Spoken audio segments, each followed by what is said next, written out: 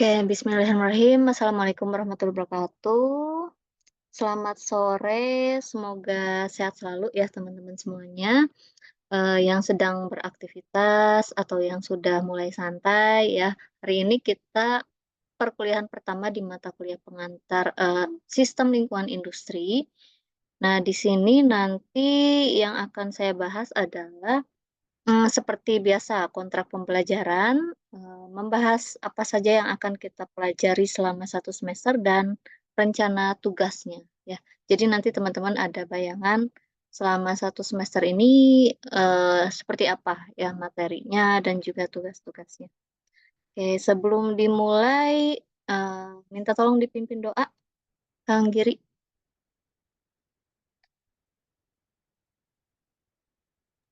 Baik, Bu. Sebelum melaksanakan perkuliahan pada hari ini, langkah baiknya kita berdoa agar diberi kemudahan dan kelancaran selama perkuliahan. Berdoa dimulai.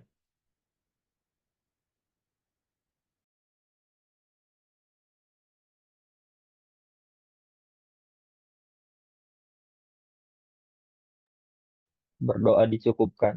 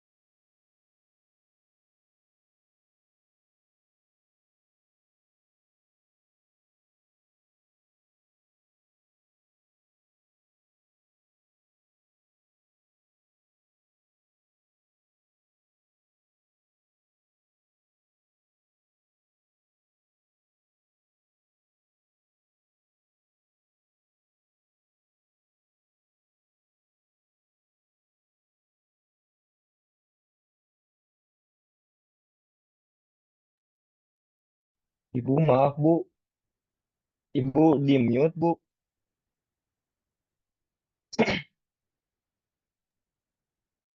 Oh lah, di mute ya dari tadi ya. Iya Bu. Aduh, kenapa baru ini? Iya Bu, udah kirain tadi baru nyiapin materi Bu. Dasar. Gak apa lah, nanti yang sebelumnya dipelajari ya. Iya Yang Bu. belum di mute tuh sampai ke yang mana? Ke berdoa ya. RPS sudah dibahas kan? Wah dari Aman ya? RPS Bu kayaknya. Hah? Kan yang berdoa kan udah. Iya berdoa udah. Nah RPS-nya Ibu masih di mute. Kirain tadi masih nyiapin materi. Aduh, bodor, bodor. Ya udahlah, nanti kita ini lagi bahas lagi sebentar tentang RPS ya. Iya ya, Bu, materinya aja Bu. Materinya aja, soalnya ada penjelasan tugasnya. Penting sekali. Ya. Oh baik Bu. Ya. Nah, tantangan dan peluang tadi ya, salah satunya tantangan lingkungan. Tantangan lingkungan ini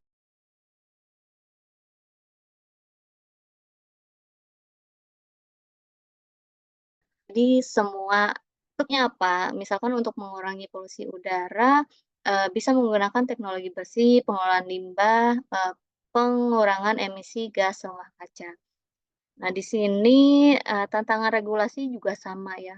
Apakah peraturan pemerintah sudah benar-benar diterapkan dengan baik ya? Ini walaupun sudah ada peraturannya, misalkan ISO 14001 nih, apakah dalam pelaksanaannya betul-betul dijalankan dengan baik ya? Jadi ada tantangan regulasi, bagaimana cara membuat regulasi yang baik untuk keberlanjutan lingkungan.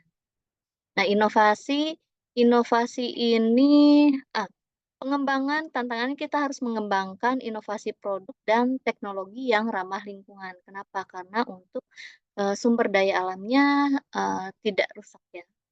Selalu terbaharui, diperbaharui sumber dayanya. Ya, peluangnya bisa untuk memperbaiki kinerja lingkungan, mengurangi biaya operasional jangka panjang, dan menghasilkan produk yang lebih kompetitif. Sudah banyak kok produk-produk yang ramah lingkungan ya sekarang. Contohnya, contohnya apa? Misalkan yang sekarang sudah banyak juga sih tumbler-tumbler yang ramah lingkungan ya. Mengurangi limbah plastik, salah satu upayanya, inovasinya adalah dengan menggunakan tumbler yang dari bahan yang lama untuk digunakan. Selain inovasi, nah peluang pasarnya juga nih, produk-produk ramah lingkungan sudah mulai banyak dilirik ya oleh oleh pasar nih. Jadi ada banyaklah peluang pasarnya kalau kalian menerapkan nanti eh, ramah lingkungan atau sistem lingkungan industrinya ya.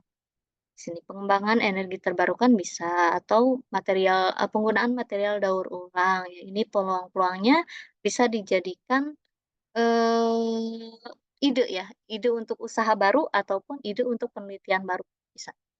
Manajemen resiko juga ya, perubahan resiko seperti perubahan iklim, kekurangan sumber daya alam, itu juga bisa mempengaruhi operasional dan produksi di sektor industri.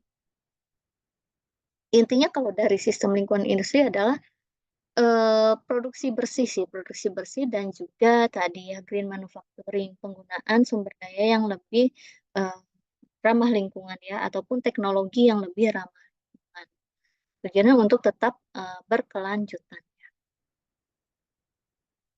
Oke, untuk pendekatan manajemen lingkungannya ini ada untuk bisa kita menilai ya, menilai sistem lingkungan industri atau lingkungan industri itu betul-betul sudah bisa diterapkan. Ada salah satu caranya dengan penilaian dampak lingkungan ya, atau environmental impact assessment. Bisa juga tadi life cycle LCA ya, LCA atau manajemen lingkungan berbasis standar nih. Contohnya standar ISO 14001 itu mengatur bagaimana sih sistem manajemen lingkungannya ya. Nah, prinsip-prinsip produksi bersih juga bisa diterapkan untuk bisa menilai manajemen lingkungan industri. Oke.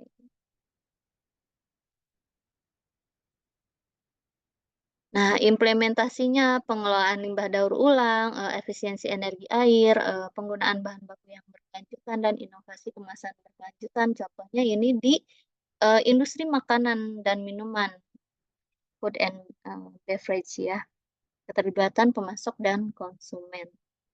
Oke, nanti ini kan contohnya diimplementasi dalam industri makanan dan minuman ya. Nanti di sini teman-teman untuk tugas di pertemuan satu, sebutkan contoh perusahaannya. Contoh perusahaan yang sudah menerapkan implementasi sistem lingkungan industri tadi ya. Dari pengelolaan limbah dan daur ulang, perusahaan apa saja sih yang sudah, nggak harus banyak, misalkan satu ya. Kalau satu, bagaimana mereka cara mengelola limbah dan daur ulangnya gitu, perusahaannya disebutkan dulu. Perusahaan A misalkan, untuk pengelolaan limbah dan daur ulangnya seperti ini. Untuk efisiensi energi dan air, perusahaannya bisa berbeda. Jangan, kalau di satu perusahaan itu sudah menerapkan semua ini, lebih bagus. Tapi kalau tidak ada, perusahaan yang berbeda juga bisa ya, efisiensi energi dan air.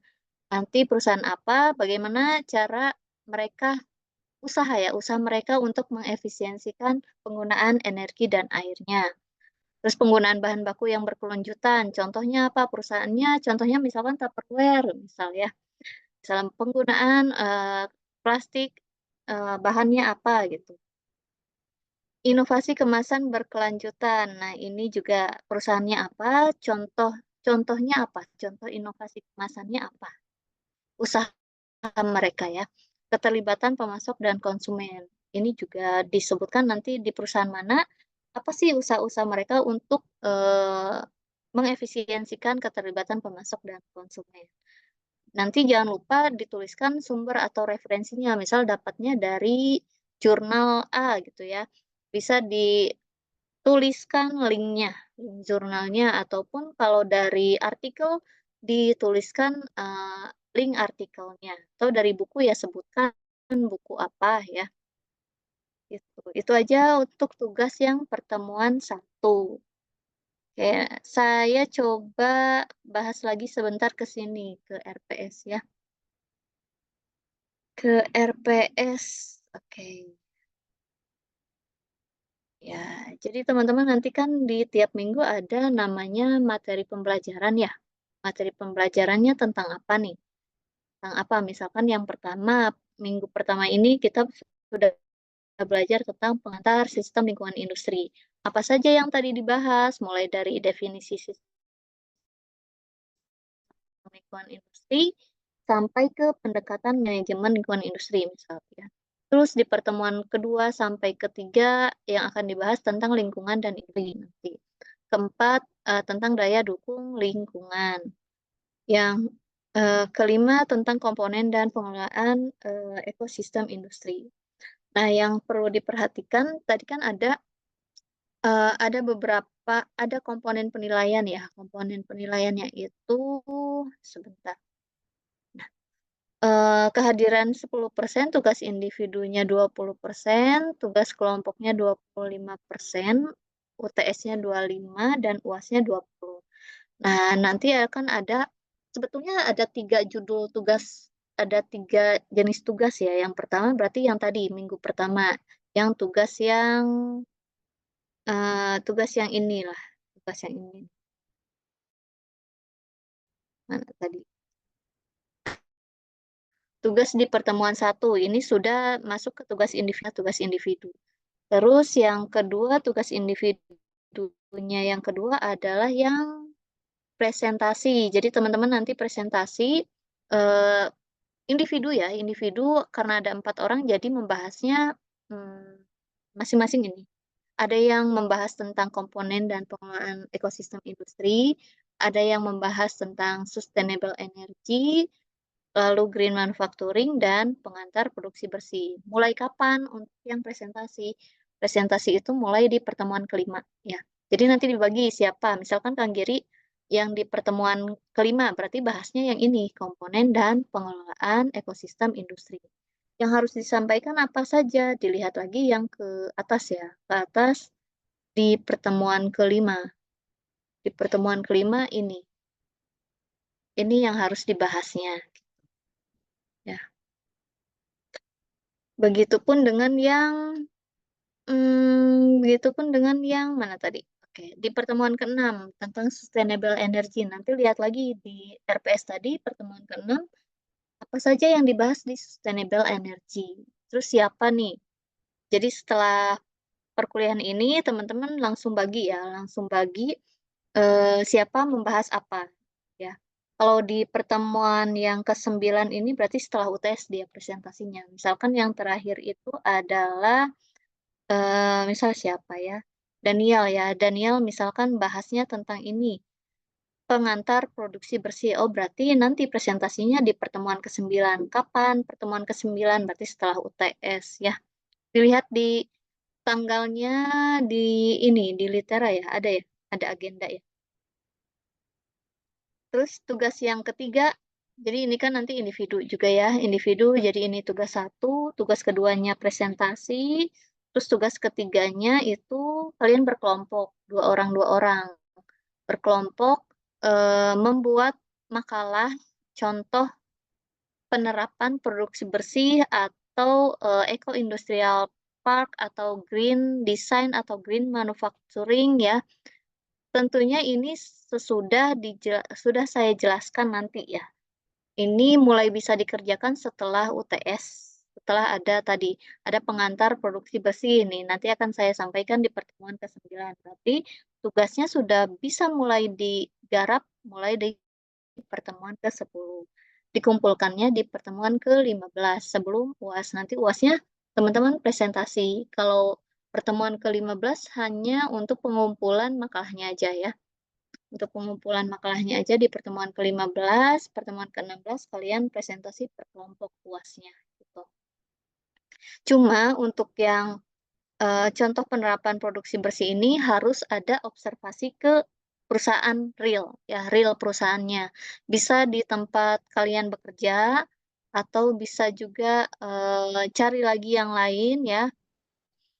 Jadi nanti di kami fasilitasi untuk surat pengantarnya.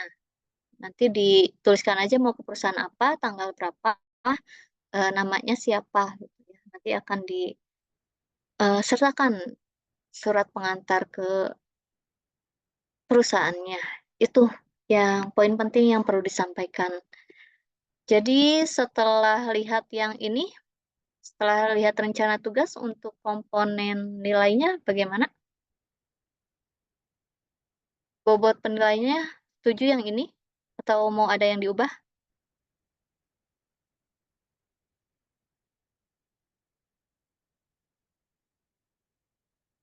Tugas mandiri saya bobotkan 20, kelompok 25.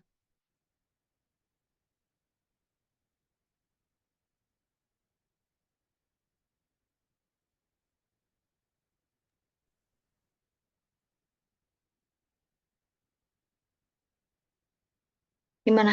Oke. Ngikut aja, Bu. Oh, oke. Kang Randi baru ada suaranya nih. Baru bisa menyimak kayaknya. Oke ya. Jadi tugas individunya ada dua tadi. Tugas yang pertama ini, terus nanti kalian presentasi. Presentasi diundi aja sih, diundi atau sesuai kesepakatan kalian lah. Diskusi ya. Siapa mau membahas apa. Terus tugas kelompoknya bisa dimulai di minggu ke-10 nanti ya. Minggu ke-10. Baik, Bu. Ya, ada yang ingin ditanyakan? Itu, Bu, absen di Letera belum bisa, Bu. Katanya terlambat ditulisnya jam 12. Terlambat ya. Kamu enggak kok masuk ya, masuk ke yang kelas ini. Takutnya masuk ke kelas yang pagi. Enggak ya, bener kok yang di sini. Ini harusnya jam 17 sih. Kenapa bisa jam 12 ya?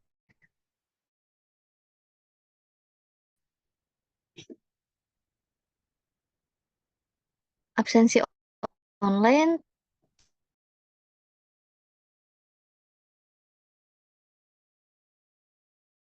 Telah aman kok, udah aman.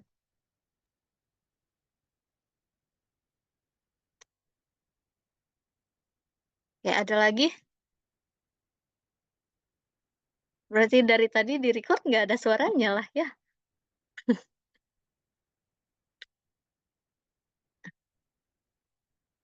Gak apa lah, yang penting, emang materinya masih ini sih masih teori, bisa teman-teman pelajari, cuma tadi saya ingin ada kesepakatan tentang, rencana tugas aja, kan kalian bisa tahu ya rencana tugasnya mau ada ini, jadi bisa kebayanglah bebannya seperti apa. Kalau kuliah sih ya seperti biasa cuma, mendengarkan, nanti diskusi gitu aja.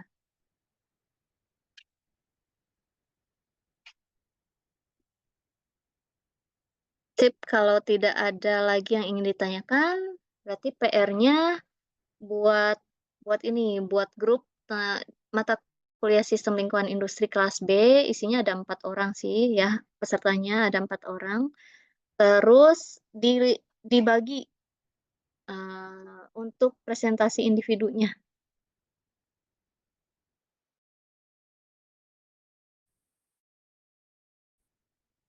Pertemuan gini aja, pertemuan 6, pertemuan 7, dan pertemuan 9. Siapa? Tuliskan nama-namanya ya.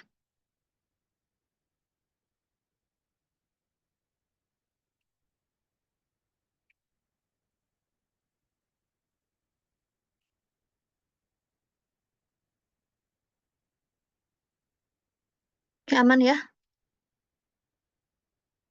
Wayahna Kang Giri bikin lagi lah grupnya sebagai ketua angkatan kelas B. Baik Bu, sudah Bu. Udah. Ya, kita akhiri ya perkuliahan hari ini.